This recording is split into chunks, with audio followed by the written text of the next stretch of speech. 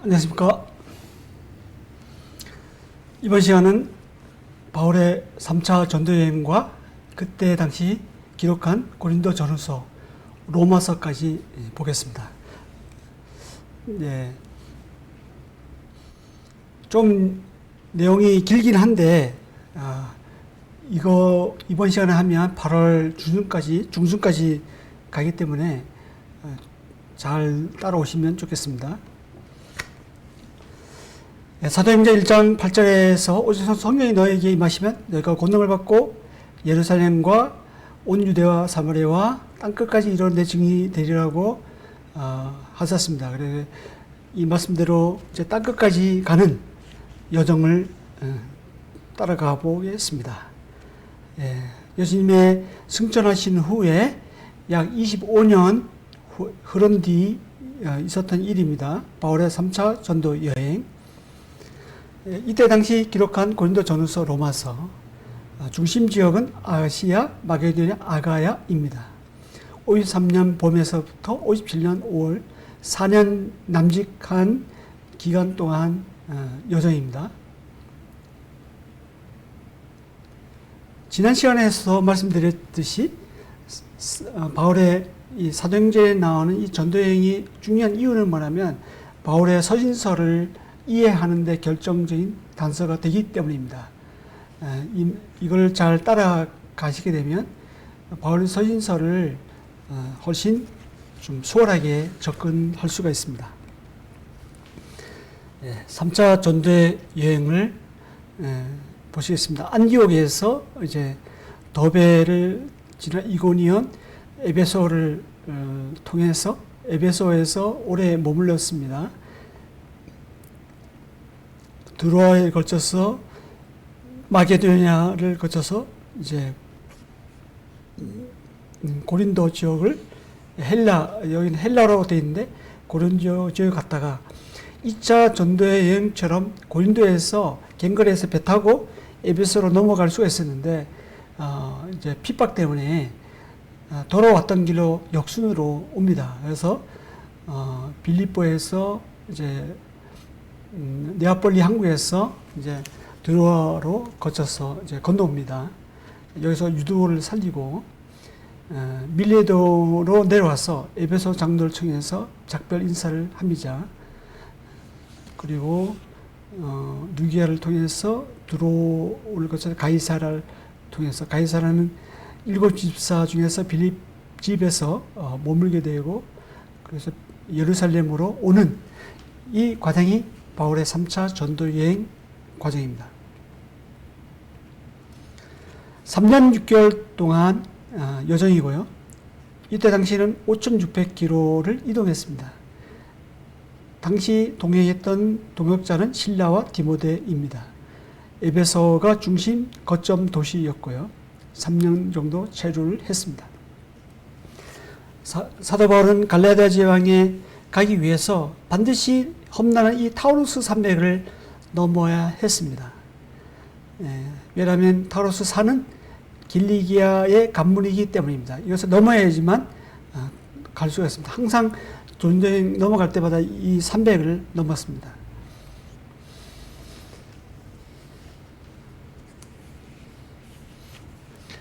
사도행전 18장 23절에는 얼마 있다가 떠나 갈라디아와 부르기아 땅을 차례대로 다니며 모든 죄를 굳건하게 했습니다. 그래서 에베소 지역을 이제 도착하게 되고, 이제 보시는 에베소 입구입니다. 오늘날 에베소, 현대 에베소 마을을 좀 보고 계시고요. 당시에 에베소의 전경인데,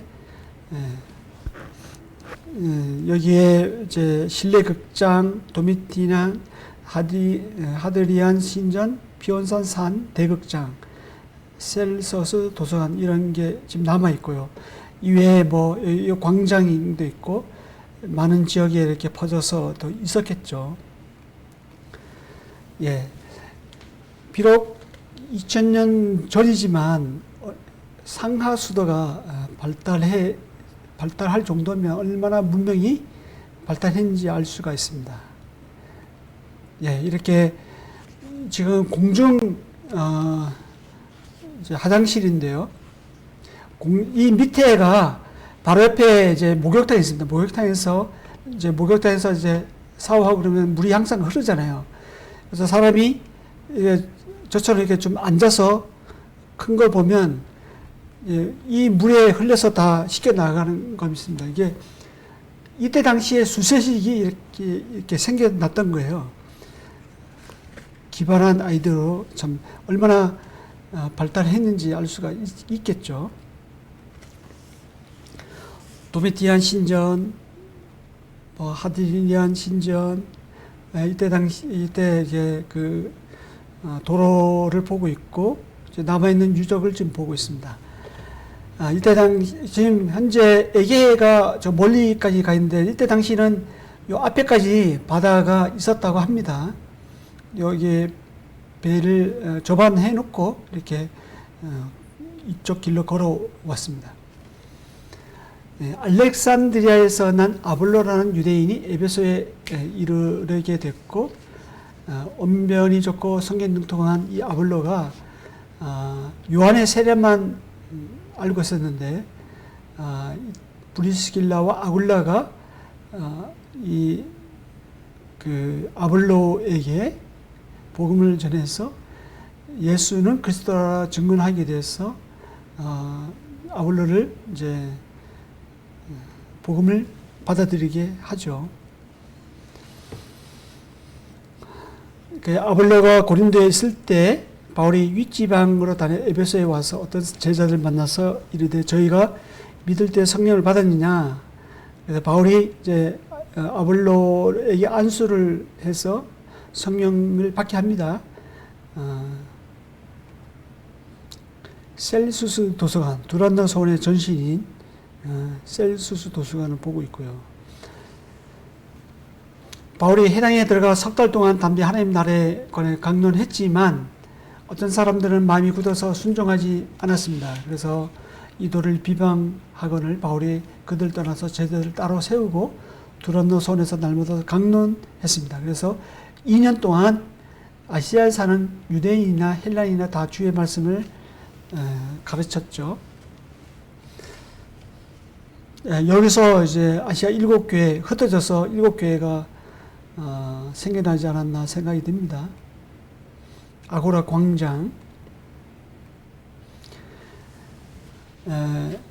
여기서 그 하나님이 바울의 손으로 놀라운 능력을 행하게 하시자 유대인 한 제사장 스게와의 7 아들도 일을 이제 행했죠. 흉내를 냈죠.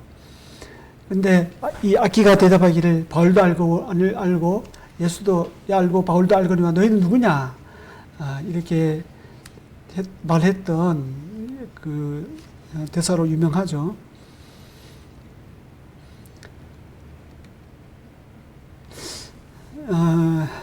그래서 에베소에 사는 유대인과 헬라인들이 다 이를 알고 두려워하여 주 예수 이름을 높이고 또 믿는 사람들이 많이 와서 자복하여 행한 일을 알리며 또 마술을 행하던 많은 사람이 그 책을 모아가지고 와서 모든 사람 앞에서 불사르니 그 책 값을 계산한 즉 은 5만이나 되더라고 나옵니다.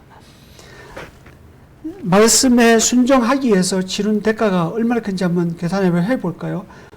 요즘 하루 일당이 건설 현장에는 10만 원이 넘습니다. 이제 최저 하루 이제 시급을 적용한다 해도 일당을 잘 받아 한 10만 원 정도 생각한다면 5만 데나리온. 데나리온은 하루 품삯이거든요. 그럼 5만 데나리온은 곱하기 10만 원 하면 얼마일까요? 50억입니다. 50억. 하나님 말씀에 순종하기 위해 치른 대가가 50억을 포기하면서까지 정말 진정 가치를 그 가치가 어디 있는지를 알았던 거죠. 사람은 누구나 할 것 없이 더 나은 가치가 발견되면 이전 가치를 포기를 합니다. 예수 그리스도와 부활, 그 복음이 이들에게 있어서는 이 세상에서 누리는 복보다 더 크게 감동이 돼서 왔던 거죠. 에베소 전경을 보시고 있습니다. 이승 후에 바울이 마게도니아의 아가를 거쳐서 예루살렘에 가기로 작정합니다.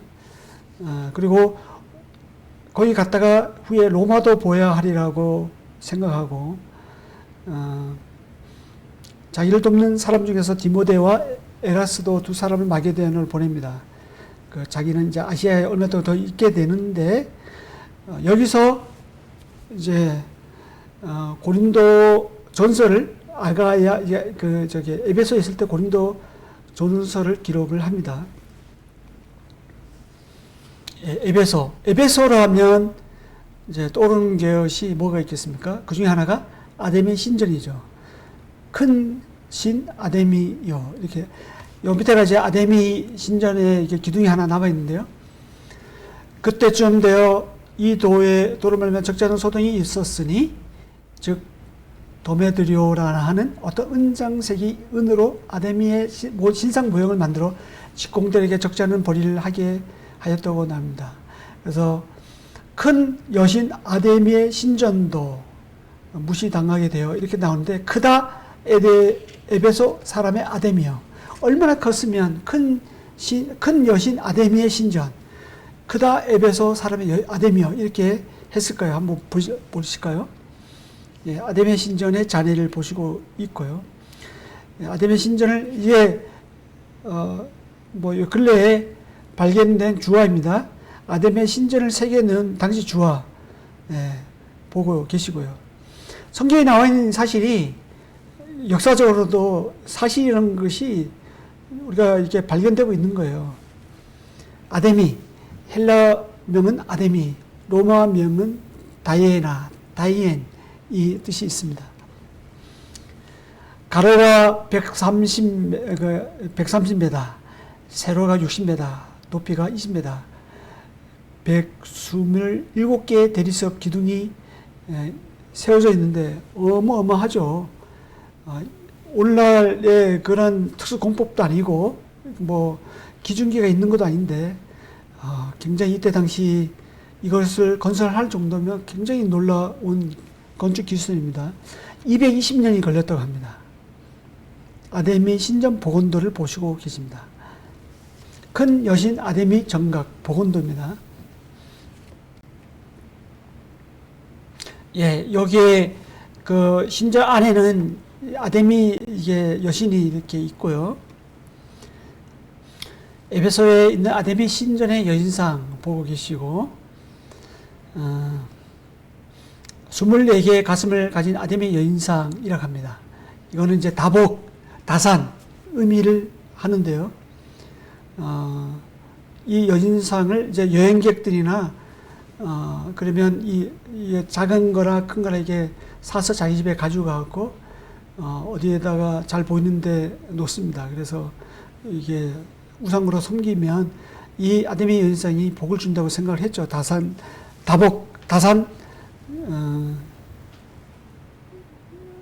그 다음에 그런 복을 준다고 하는 거죠. 예, 지금 제가 상품 가게, 선물 가게 가니까 선물가 앞에 이런 아데미 여인상이 있더라고요. 예, 대연인상을 보고 있고요. 온 시내가 요란한 발과 같이 다니는 마게도냐 사람 가요와 아리스다고를 붙들어 일제히 연극장으로 달려 들어갔다고 나오는데, 연극장, 예, 연극장, 대극장 여기에 위치해 있고요. 복음을 전하는 곳에 언제 대적자들도 많이 있습니다. 바울이 백성 가운데로 들어가고자 하나 제자들이 말리고, 또 아시아 관리 중에 바울의 친구 어떤 사람이 그에게 통지하여 연극장에 들어가지 말라 권하더라. 그래서 이 연극장에서는 크다 에베소 사람의 아데미여 하기를 2시간이나 그렇게 외쳤습니다. 정신없이. 에베소시가 큰 아데미와 제우스에게서 내려온 우상의 신전 기지가 된 줄을 누가 알지 못하겠느냐? 이렇게 쭉 나오는데, 이게 나중에 그 모임을 흩어지게 했지만, 여기서 여기에 관광객들이 이렇게 앉아 있는데 실제로 제가 제일 위에 올라가 봤고요. 밑에서 우리 여행객 중에 어느가 이제 목소리 좋은 어느 한 분이 이제 찬송을 불러봤거든요. 제일 위에 있는데도 굉장히 바로 앞에서 얘기하는 것처럼 잘 들렸습니다. 굉장히 이 구조가 기가 막히게 마이크가 없어도 스피커가 없어도 정말 잘 들릴 정도로 잘 만들었더라고요. 여기서 많은 무리들이 큰 신 아데미의 여신을 2시간 동안 있었다고 해보십시오. 얼마나 요란했겠습니까? 그다 에베소 사람이 아데미야. 예, 고린도전서 16장 9절에는 내게 광대하고 공의를 이루는 문이 열리고 대적하는 자가 많음이라. 어디 가나 복음을 전하는 곳에는 대적자도 항상 있다는 사실을 우리가 여기서 또 볼 수가 있죠.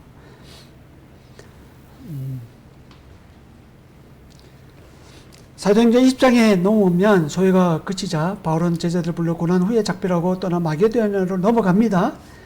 그리고 헬라의 이름입니다. 이 헬라라고 하면 이 고린도 아덴의 이 지역을 얘기하는데요. 특히 이제 고린도 교회가 되겠죠. 여기서 석 달 동안 있다가 배 타고 수리아로 넘어가려 했지만 유대인들이 해하려고 공모하기 때문에 마게도를 거쳐서 돌아가기로 작정하고 넘어오죠. 예, 이렇게 해서 두로아에 다스반에 두로아에 있는 그들에게 가서 7일 동안 머뭅니다.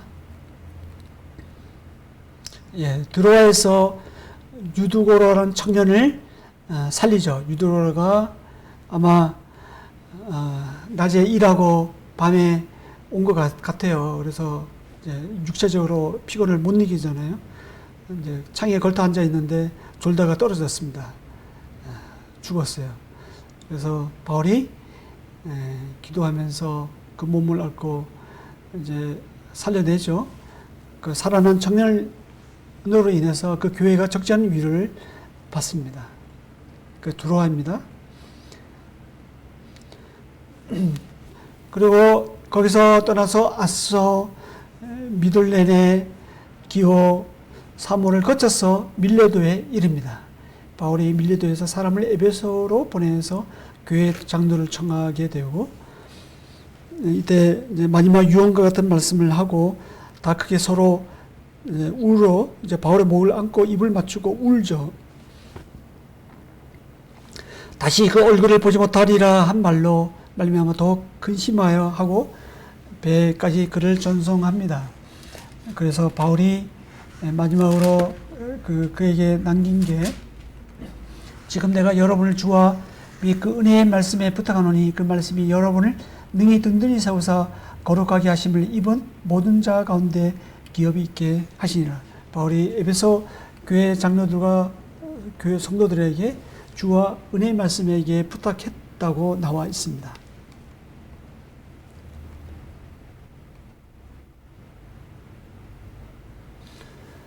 그래서 거기서 밀레도에서 배를 타고 고스로 로도 또 베니게를 건너가서 두로에 상륙합니다.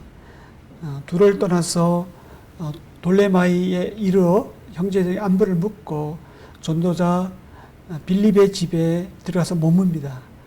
그 이후에 예루살렘으로 올라가게 되고 예루살렘에 도착합니다. 이렇게 해서 3차 전도행 여정이 이제 마무리되는데요. 에베소 교회에서 보낸 고린도 전후서를 한번 보겠습니다. 바울이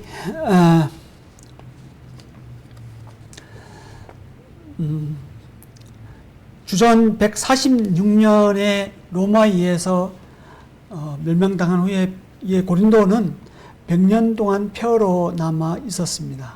그런 중에 주전 46년에 줄리어스 시저가 고린도를 로마 시민조로 제거를 하게 됩니다. 아우구스투스는 그곳을 아가야 지방 수도로 만들고 총독을 그곳에 둡니다. 그래서 바울이 처음 그 도시를 방문했을 때는 그 도시가 재건된 지 100년도 채 되지 못했을 시기였습니다. 상업적으로는 고린도는 매우 복합적인 세계 도시였고, 정치적으로는 소수 로마인들에 의해 다스려졌고요. 대부분 시민들은 이방인, 헬라인이었습니다. 그리스 사람들이었죠. 돈을 벌 수 있는 기회가 많았기 때문에 많은 유대인들이 그곳에 옮겨와서 살기도 했습니다. 2년마다 열리는 지역 경기에 참여하기 위해 운동선수들도 고린도에 몰려왔습니다. 주 50년에 고린도에 도착한 바울은 이듬해 봄에 지역 경기가 열린다는 사실을 알게 되었죠. 바울은 그것을 복음 전도의 기회로 삼았습니다. 그리스의 남신인과 여신, 아테네, 아폴로, 포세이돈, 헤르메스 이런 신전들이 이 도시에 널려 있었어요. 고린도에 있던 가장 유명한 신전은 사랑의 여신 아프로디테 또는 비너스라고 하는데, 아프로디테에게 바쳐진 것으로 유명한데, 전통적으로 1000명의 창녀들이 이곳에 있었습니다. 그래서 고린도라면 고린도화되다란 말은 창녀가 되다라는 의미였고요. 고린도인이라면 창녀라는 뜻이었습니다. 바울이 방문했을 당시 고린도 인구는 60만에서 70만 정도였을 거예요. 이 중에서 약 3분의 2가 한 70%가 노예였습니다. 고린도의 상업적인 부는 자연히 문화를 발전시켰고, 고린도의 청동기와 도자기가 지중해 세계 전역에 이름이 알려졌습니다. 복음의 메시지가 뿌리 내리기가 이만큼 어려운 것이 또 있겠어요? 왜냐하면 배부르고 등 따시고 돈 있으면 뭐가 아쉬워서 복음을 받아들이겠습니까? 그러나 바울은 고린도를 처음 방문하고자 최소한 1년 반 동안 그곳에 방문하고 난 다음에 최소한 1년 반 동안에 치료하면서 복음을 전했던 거죠. 오늘날 우리가 복음 전하기가 아주 어렵다, 예전 같지 않다, 많은 이유들을 얘기하긴 한데, 정말 중요하고, 우리가 좀 저는 사도행전을 읽으면서 뭘 느끼나 하면요, 정말 전도를 해야 되겠다, 복음을 전해야 되겠다. 고린도에 만큼 복음 전하기가 어려운 시기가 어디 있겠어요. 고린도나 오늘날 우리가 사는 이 시기나 별 차이가 없는 것 같아요. 소돔과 고모라 때나 지금이나 별 차이가 없는 것 같아요. 그렇지만 그렇게 어려운 복음 전에서 복음이 뿌리 내리기가 어려운 이 고린도에서 바울은 복음을 전했고 교회를 세웠습니다. 우리 또한 주님 앞에 가면 핑계 댈 게 없을 것 같아요. 복음을 전해야 되고, 우리가 사도행전을 읽으면서 우리가 계속 그 사도행전을 그 다음 장을 써 내려가는 주인공이 되어야 되겠습니다. 고린도 교회 성도들의 다양한 배경을 한번 살펴보겠는데요. 헬라인이 제일 많았고요. 로마인들과 유대인들도 많이 있었습니다. 유대인들은 약간만이 회심한 반면에 사도행전 18장 8절에 보면 약간만 회심한 반면에 고린도 전서 12장 2절에 보면 대다수의 사람들이 이방인들이었습니다. 고린도 성도 중에서 많은 사람들이 로마식 이름을 가지고 있었어요. 밑에 보이는 대로 다 읽지는 않겠습니다. 고린도 시민들은 귀족 계급이 약간 있었고, 우세한 소수가 있었고, 다수는 사회 하층 계급들. 아까도 말씀드렸지만 노예, 그게 70%가 된다 했잖아요. 고린도전서 1장 26절에서 31절에 보면 그런 것을 알 수 있는데, 조선소 노동자들, 그 다음에 도기공들, 청동 주물공장, 그 노동자들, 제가공들, 이런 그 기능공들이 많이 있었습니다. 교회는 자유민뿐만 아니라 과거에 노예였던 사람, 그리고 현재 노예인 사람들까지 있었습니다. 고린도전서 7장에 보면, 12장에 보면 그런 것을 알 수가 있고요. 일부는 부유했지만 대부분 가난했던 것 같습니다. 고린도전서 11장 21절 22절에 보면 그런 것을 알 수가 있고, 어떤 성도는 과거에 공개적으로 방종한 삶을 살았던 것이 분명합니다. 고린도전서 6장 9절에서 11절에 보면 그런 것을 알 수가 있습니다. 근데 옛 습관 중 일부가 교회 안으로 침투해 들어와 문제를 일으키고 있었습니다. 고린도전서 5장 1절 9절에서 13절에서 그런 것을 알 수가 있습니다. 고린도전서의 특징은 고린도 전서에 두드러진 점은 헬라적인 토양에 최근 심겨진 고린도 교회가 그들의 과거의 습관, 관습으로 되돌아가려는 하고 있고, 또 하나님의 계시보다는 인간적인 지혜를 더 강조하는 경향으로 흐르는 위험이 있었다는 것입니다. 여기서 고린도 성도들이 여러 가지 문제점에 대해 복음적인 태도로 접근하려는 바울을 주목할 필요가 있고요. 바울은 복음의 능력을 유일한 해결 수단으로 생각하고 확신 있게 마주하고 있습니다. 이제 고린도전서를 쓰게 된 동기를 이제 하기 전에 고린도 이제 문화로 보는 고린도에서 잠깐 좀 설명하고 넘어가야 되겠습니다. 예, 여기 보이는 게 아테네 지역이고 밑에 고린도가 있고요. 예, 고린도전서 9장 24절에 보면 25절에 보면 이제 이런 말씀 있죠. 운동자 다름질하는 자들이 다 달아날지라도 오직 상을 받는 자는 사람은 한 사람인 줄 너희가 알지 못하느냐. 이렇게 모든 이제 상 얻으려면 절제한다. 우리는 썩지 않을 멸류관을 얻기 위해서 절제한다는 것은 상 얻으려면 인내하고 절제해야 되겠죠. 세계적으로 유명한 지역 경기 이스미안 경기가 고린도 지역에서 2년마다 개최가 되었습니다. 이 경기는 올림피안 이런 함께 고대 그리스 4대 경기 대회 중 하나였고요. 지역 경기의 승리자가 시드는 셀러리, 이 시드는 면류관을 받는 사실은 바울로 하여금 영원한 면류관을 받는 구원을 생각하도록 자극하였을 것입니다. 그래서 이런 이제 아까도 읽어드렸지만 너희도 어떤 이와 같이 다름질하라. 이 길을 다투는 자마다 모든 일에 절제하나니 저희는 썩을 면류관을 얻고자 하되 우리는 썩지 아니할 것을 얻고자 하노라고 기록하였던 것이죠. 예, 만자상 보고 계시고요. 여기 보면 이제 고린도전서 13장에 보면 13절 12절에 보면 우리가 이제는 거울로 보는 것 같이 힘이 하나 이런 것이 있는데 사랑장에 실제로 이때 당시 거울은 우리 현재 보는 이런 뭐 성명 거울이 아니고 청동 거울입니다. 이게 잘 안 보이겠죠. 근데 희미하게 자기가 얼굴을 볼 때 희미하게 실제로 희미하게 보였습니다. 1세기에 발굴된 이제 고린도에 발굴된 1세기의 구리 거울입니다. 이때 이 청동 거울이 가장 사치품이었어요. 굉장히 비쌌습니다. 아무나 가지지 못할 거였죠. 고린도 운하를 보고 계시고 지금도 세계 3대 운하 중에 하나고 동쪽과 서쪽을 잇는 굉장히 중요한 건데 6km 정도 되고요. 폭이 3m, 8m 되는데 6,000명의 고린도 성도들 데리고 이것을 시도했다는 거예요. 그다음 3분의 1 정도 팠는데 이것을 언제 완전히 팠냐 하면 1893년도에 완성이 되었습니다. 파다 말았죠. 이제 성경에 기록될 당시에는 파다 말았는데 왕복 1시간 거리.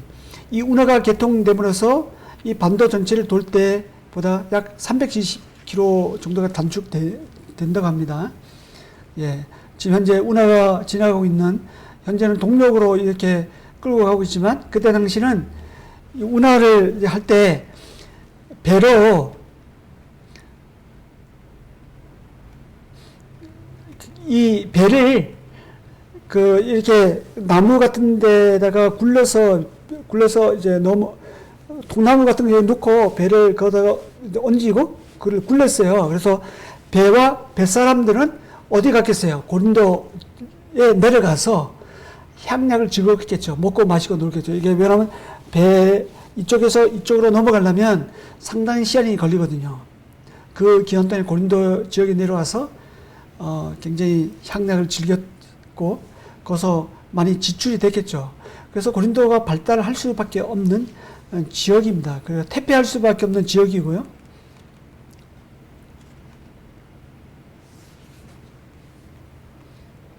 예, 당시 고린도 지역에 이 신전들이 많았어요. 뭐 헤라 신전, 티기 신전, 온통 아주 신전들이 많이 있었고요. 아크로 고린도, 예, 아폴로 신전에서 이 밑에가 아폴로 신전이고 위에 산 위에가 아크로 고린도, 이제 비너스 신전이 있었던 것을 보고 있는데 천명의 문효들이 있었고 낮에는 제사에 참여하지만 밤에 내려와서 매춘 행위를 했습니다. 사랑의 여신 아프로디테 비너스 신전, 아까 설명드렸고 산 정상에서 찍은 거고, 여기에 아크로 고린도 아래에 있는 아폴로 신전은 여기는 이제 그 남성미의 전형이었어요. 동성애가 여기 발달해 했던 거죠. 고린도는 동성애 행위의 중심지였는데 이렇게 타락한 도시였지만 바울 일행은 담대하게 복음을 전하여 많은 사람들이 예수님을 주님으로 믿게 했습니다. 이제 이걸 잠깐 보고 넘기는데 고린도가 얼마나 이게 그 여행 가다 보면 이런 사람의 성기 모양의 술잔이 있더라고요. 그래서 그걸 받으면 이게 성사가 되고 안 받으면 안 되고 뭐 이런 것이 있어서 이때 당시 얼마나 태폐했는지를 볼 수가 있고요.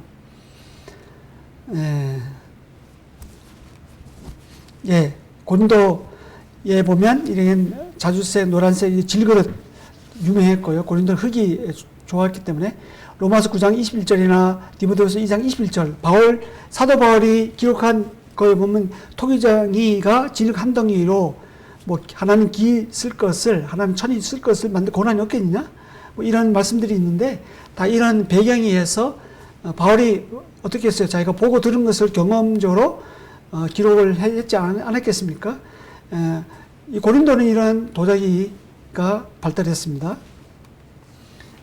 데살로니가 전서 5장 8절 구원의 소망의 투구 보고 계시고 믿음의 방패 믿음의 방패를 보고 계시고요. 고린도 지역에 다 발견된 게 아가서 2장 5절에 포도를 허는 작은 여우. 사도 바울 기념교회 현재 기념교회인데 1926년에 건립됐지만 이 앞에 보면 아볼로, 신라, 바울 이런 이름이 있는데 초대 사도가 이제 바울이고 이제 아볼로 그다음에 신라 이렇게 그래서 이 교회가 정말 초대 교회 때부터 고린도 교회 때부터 내려온 교회다 이렇게 여기서는 말을 하고 있습니다. 실제 그런지는 모르겠지만 그 옛날 건물에다가 새로 이제 현대식으로 건물로 1926년에 건립됐습니다. 안에 내부 지금 현재는 그리스도 정교회로 사용하고 있고요. 이렇게 해서 고린도전서를 쓰게 된 배경을 한번 이제 정리해 볼까요? 누가 썼냐? 사도 바울이 썼고 언제? 바울이 3차 전쟁 중에 에베소에 3년 동안 머무는 동안에 썼고 어디서? 에베소에서 무엇을? 고전을 면치 못하는 고린도 교회의 문제를 해결하기 위해서 기록을 했고 어떻게 해요? 근로의 지편으로 고전한 고린도 교회의 소식을 들었습니다. 고린도 1장 11절에 있고 그래서 내 형제들아 근로의 지편으로 너에게 대한 말이 내게 들리니 그래서 근로의 지편으로 들려서 전해드린 고린도 소식을 듣고 사도 바울이 고린도 전서를 쓰게 된 거죠. 곧 너희 가운데 분쟁이 있다는 것이라. 고린도 교회에서 3명의 대표단을 에베소에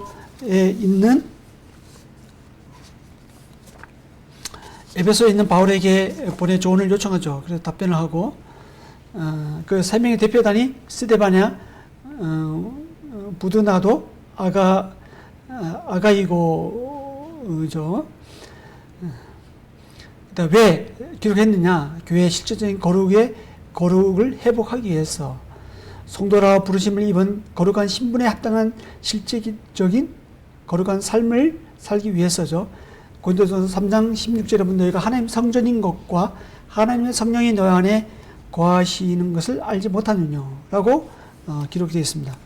세 가지의 명백한 기록 쓰게 된 동기가 있는데요. 바울은 교회 내에 분쟁이 있다는 사실을 근로의 가족에서 전해 들었죠. 좀 전에 말씀드렸던. 그리고 두 번째는 바울은 그 교회로부터 편지 한 통을 받았는데 그들은 여러 가지 질문을 하고 있었어요. 질문에 대한 답으로 사도 바울은 고린도전서 7장, 8장, 12장, 16장 1절에 각각 1절에 뭐뭐에 대하여는 이렇게 시작하고 있죠. 세 번째 3명으로 구성된 고린도 대표단, 아까 말씀드렸는 좀 전에 에베소에 있는 바울을 찾아와 고린도의 상황을 전해 주었습니다. 이러한 고린도 상황을 안 바울은 즉시 고린도 교회에 편지를 써야 되겠다는 확신을 갖게 되었습니다. 고린도에서 이러한 심각한 문제들이 있었는데, 고린도에는 다양한 악행들이 본질적으로 본토 헬라 문화의 이성적인 배경과 인간 지혜를 최상으로 생각하는 헬라 문화의 경향으로 시작이 되었습니다. 거기 안에 이제 분열, 근친상간, 맞고서, 성적인 부도덕, 이혼, 우상제물, 노울, 성만찬 자리에서 술 취함, 방언, 이제 부활에 대한 부인, 이런 여러 가지 심각한 문제들에 대한 사도 바울의 이제 답변으로 이렇게 고린도전서를 기록하게 되었죠. 상세한 것은 우리가 고린도전서 읽으면서 각자가 그런 것을 좀 묵상해 나가면 좋겠습니다. 여기서는 거기까지 다 말씀드리기는 좀 시간이 부족하네요. 고린도 후서를 보겠습니다. 고린도 후서는 바울의 비판자들은 여러 방면으로 바울을 공격했죠. 그들은 바울의 그런 힘이 있지만 말은 시원치 않은 사람으로 여겼습니다. 그래서 10장 1절, 10장 9절에서 11절에서 그렇게 표현하고 있고요. 그리고 자기 생활비를 제 손으로 벌어 쓰기를 고집하는 이루 사도로 생각했습니다. 사도 바울이 직접적으로 예수님의 함께 했던 사도는 아니잖아요. 그래서 뭐 베드로라면 굉장히 높게 봤는데 사도 바울은 그렇지 않았던 것 같아요. 좀 약 잡아봤죠. 그래서 고린도서 1장에서 7장까지는 과거에 대해서, 8장 9장은 현재, 10장에서 13장은 미래에 대해서 이렇게 다루고 있고요. 1장에서 7장까지는 에베소로부터 드로아를 통해서 마게도냐까지 인도하는데 오해들을 이제 다루고 있고, 이건 넘어가겠습니다. 여기 보면 8장 9장에 보면 특별하게 바울은 마게도냐에서 잠시 머무는 동안에 예루살렘에 보낼 연보에 대해서 굉장히 씨름하고 또 실제적인 연보의 문제를 다루고 있는데요. 왜 사도 바울 서신서에 보면 연보 어디 가나 사도행전에 봐도 연보를 굉장히 이제 가난한 예루살렘에 보내려고 연보를 모금하는 게 굉장히 힘쓰는데 왜 그랬을까? 한번 보겠습니다.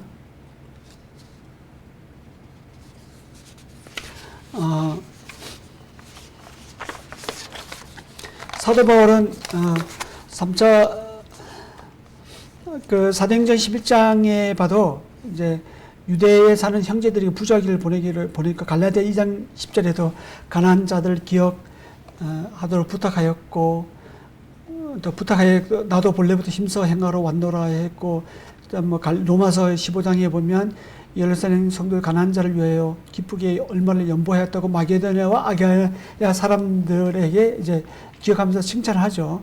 고린도후서 9장에 보면 1년 전부터 준비하였다는 것을 자랑하였다.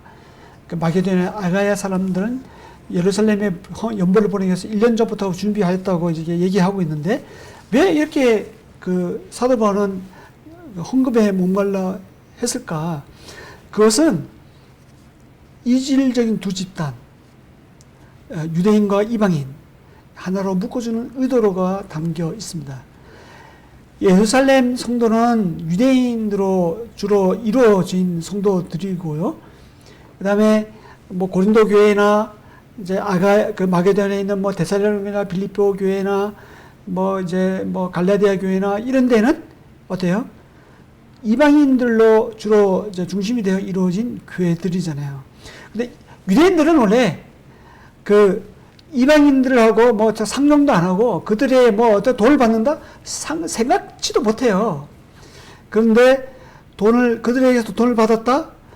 이것은 예수 그리스도 안에서 우리는 하나다. 한 형제 자매다. 한 가족으로 묶어주는 굉장히 중요한 의미가 담겨 있는 거예요. 그래서 사도 바울이 연보에 대해서 이렇게 신경을 썼던 것입니다. 유대인들이 연보를 받았다는 것은 믿음 안에서 하나의 공동체라는 것을 의미를 하기 때문이죠. 자, 다음에 로마서를 한번 살펴볼까요?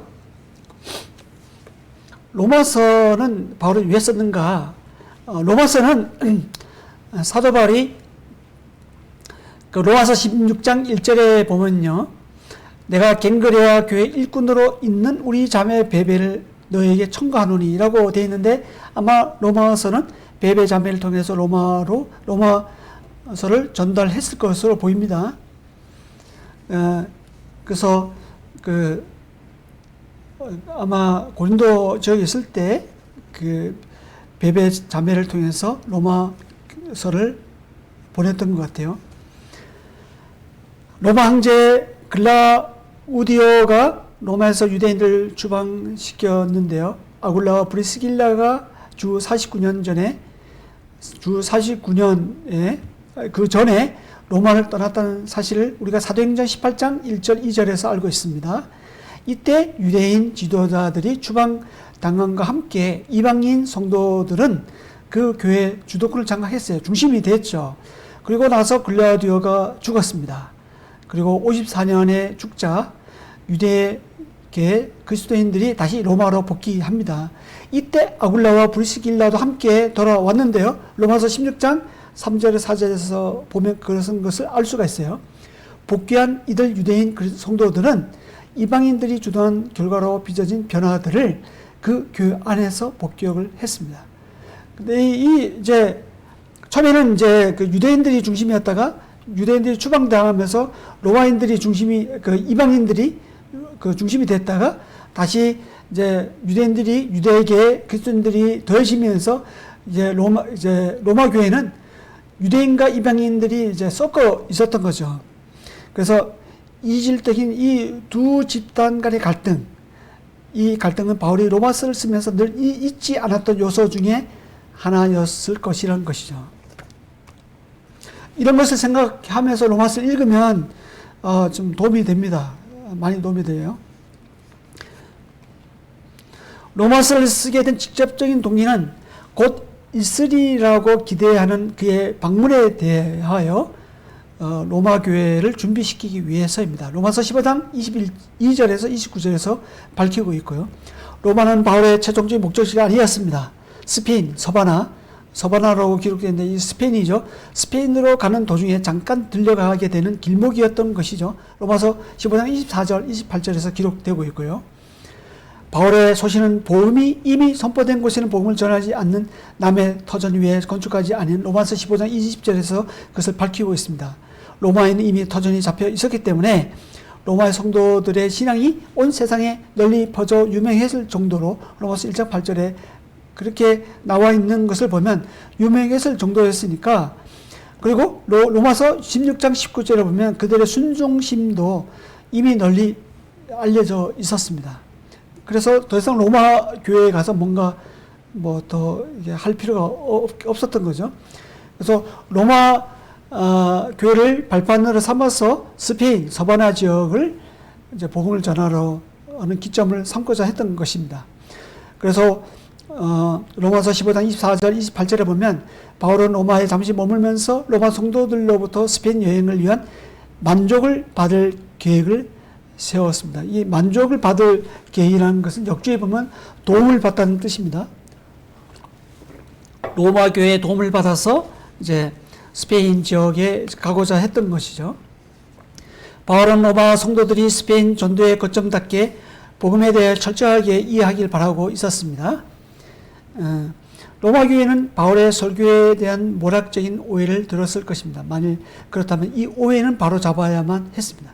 로마 교회는 처음부터 유대인 그리스도인들을 주축으로 구성되었습니다. 그 외 많은 수의 이방인 해심자들이 그 교회에 들어왔고요.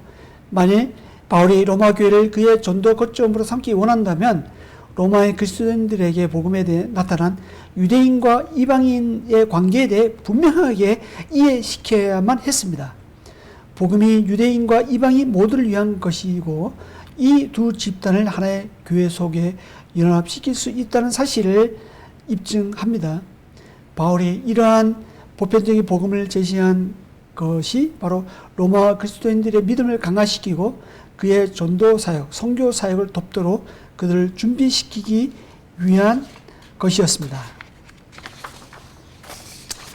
예, 이제 마지막으로 이제 로마서의 특징을 정리하고 한번 마무리해 볼까요?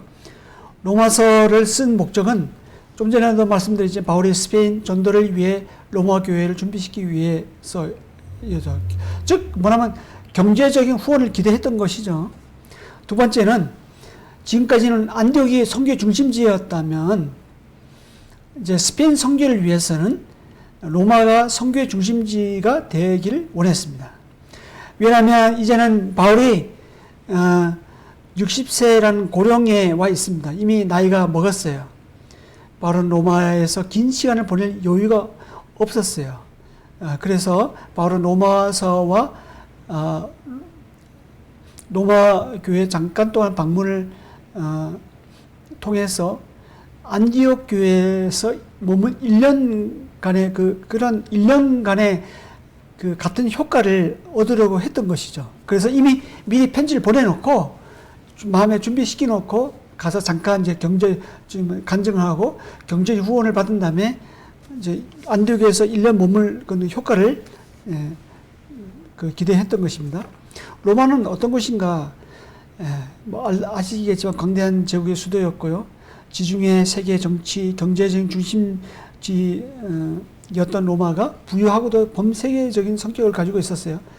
당시 가장 큰 도시였죠. 인구는 뭐 늘 100만에서 200만 정도 사이 됐고 어떤 학자는 뭐 400만으로 추산하기도 하는데 주전 63년 이후에 로마에는 커다란 유대인 사회가 공존하고 있었습니다. 왜냐하면 이 해에 폼페이가 예루살렘을 점령하고 포로들을 로마로 데려왔기 때문이죠. 어떤 학자들은 로마 내에 최소 11개에서 13개의 가량 되는 유대인 회당이 있었다고 봅니다. 이 회당들은 점차로 많은 이방인들을 유대인으로 개종시켰죠. 그래서 로마 교회 기원은 로마 교회가 어떻게 생겨났을까? 바울이 복음을 전한 지역도 아닌데 이미 교회가 전하기 전에 교회가 세워져 있으니까 궁금점을 한번 풀어보겠습니다. 첫 번째로 오순절 사건에 의해 시작되었을 것으로 보입니다. 사도행전 2장 10절에 이 사람들 중에 일부가 또 대개는 오순절에 회심하게 되었는데 그들이 다시 로마로 돌아가서 기독교 공동체를 시작하지 않았나 이렇게 보는 관점이 있습니다. 마치 우리가 외국 노동자가 우리나라 들어와서 여기서 복음을 듣고 일 끝나고 어떻게 해요? 본국으로 돌아가잖아요. 본국으로 돌아가서 생겨난 게 네팔에 많은 교회들이 생겨났잖아요. 이런 거 비슷한 거죠. 두 번째는 지중해 동부 지역에서 바울에 의해 회심한 많은 사람들이 그 제국의 수도인 로마로 와서 교회가 세워질 것이다. 바울에 의해서 회심한 이제 다른 지역에 있는 사람들이 와서 교회가 세워지지 않았는가 이렇게 볼 수도 있습니다. 세 번째로 우리가 생각할 수 있는 것은 유대, 아시아, 그리스, 마게도니아 등지에 있는 그리스도인들이 로마 여행을 하면서 복음을 전했을지도 모르겠다는 것이죠. 네 번째는 가이사라에서 고넬료와 같이 있던 이탈리아 군인들이 베드로에 의해서 회심을 하게 되고 사도행전 10장 1절에 나오잖아요. 이후에 로마로 복귀해서 이제 군대 갔다가 이제 복귀하기도 하고 그러잖아요. 복귀해서 교회를 세웠을 가능성도 생각해 볼 수 있습니다. 어쨌든 간에 로마가 어떤 이유든지 먼저 잘 자리 잡고 성장하고 있었던 거죠. 이래서 로마 교회는 유대인들과 이방인들을 함께 포용하고 있었습니다.